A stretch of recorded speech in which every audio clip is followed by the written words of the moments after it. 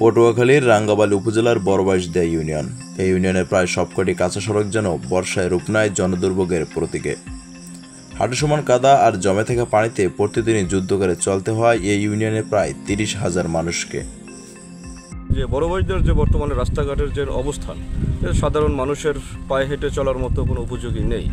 তো তার মধ্য থেকে আমাদের দেশের যারা অসুস্থ আছেন তাদেরকে কোথাও কোনো ক্লিনিক অথবা প্রাইভেট কোনো ডাক্তার চেম্বার এতে নিতে গেলে আমাদের অনেকটা ভোগান্তির শিকার হতে হয়, নৌকা অথবা ট্রলারের মাধ্যমে নিতে হয়। ম্যাক্সিমাম রাস্তায় আমাদের দেশে কাঁচা রয়েছে, যার মধ্য থেকেও আমাদের পায়ে হেঁটে অসুস্থ রোগীদেরকে হাতে ক্যারিং বহন করে তারপর আমাদের নিতে হয়।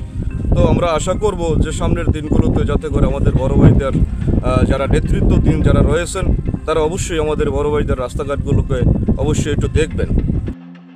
যে বড়বাঁশদিয়া রাস্তাঘাটের যে অবস্থা, এখানে গর্ভবতী মায়েদেরকে নেওয়া যাচ্ছে না। এরপরে আপনার ছোট ছোট ছেলে মেয়ে যারা স্টুডেন্ট তারা রাস্তা কাঁচার কারণে, এই বৃষ্টির কারণে আপনার রাস্তা একদম পানি জমাট হয়ে যায়। রাস্তাগুলো দিয়েই বড়বাঁশদিয়ার একটি কলেজ, 3টি মাধ্যমিক বিদ্যালয়, কয়েকটি প্রাথমিক বিদ্যালয় এবং মাদ্রাসার শত শত শিক্ষার্থীরা যাতায়াত করে প্রতিনিয়ত। এছাড়াও বাজার, লঞ্চঘাট, ইউনিয়ন পরিষদ ও ইউনিয়ন ভূমি অফিস সহ গুরুত্বপূর্ণ স্থানে চলাচল করে পুরো ইউনিয়নের মানুষ। অথচ পুরো বর্ষা জুড়ে রাস্তার চেহারা একই, এজন্য কাদা পানিতে সয়লাভ। স্থানীয়রা বলছেন, বছরের পর বছর এভাবেই কাঁচা রাস্তায় চলাচল করে চরম ভোগান্তি পোহাতে হয় তাদের। বড়বাঁশদিয়া ইউনিয়নের যে প্রতিটি রাস্তা এরকমের এখন পর্যন্ত আপনারা দেখতে পাচ্ছেন, এই বর্ষার সিজন আসছে, যে আমাদের বর্ষার সিজনে এই কাদামাটিতে প্রায় হাঁটু পর্যন্ত আমাদের গেড়ে যায় কাদার কারণে।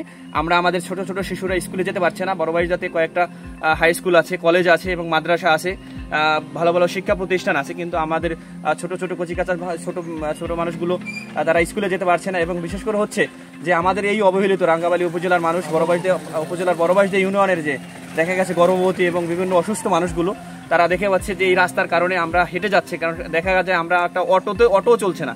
উপজেলার মধ্যে সর্বমোট কাঁচা পাকা মিলে রাস্তা আছে 800 কিলোমিটারের মতো। তার মধ্যে যদি আমরা বড়বাঁশদিয়াতে ধরি, সর্বোচ্চ 150 কিলোমিটার রাস্তা হতে পারে। কিন্তু দুঃখজনক হলেও সত্য যে আমি আজকে সকালে খেয়া পার হয়ে এ পর্যন্ত আসলাম, কিন্তু 1 কিলোমিটার কিংবা 1 ফুট রাস্তা আমি পাকা পেলাম না। তো এটা অবশ্যই দুঃখজনক বিষয়। একটা ইউনিয়নে স্বাধীনতার 54 বছর পরেও যদি 1 কিলোমিটার রাস্তা পাকা না থাকে, তাহলে সেই অঞ্চলের লোক কতটা দুর্ভোগের মধ্যে আছে সেটা অবশ্যই আমাদের ভাবার বিষয়। পাশাপাশি যদি আপনি লক্ষ্য করে থাকবেন যে যদি আমরা রাস্তা দিয়ে যেতে চাই, যদি সেক্ষেত্রে অনেক বয়স্ক পেশেন্ট আছে। আপনারা জানেন যে আমাদের এই ছোট বাঁশদিয়া এবং রাঙ্গাবালী উপজেলার মধ্যে বড়বাঁশদিয়া ইউনিয়নে আমাদের যাতায়াতের জন্য একমাত্র মোটরসাইকেলই হচ্ছে আমাদের যানবাহন।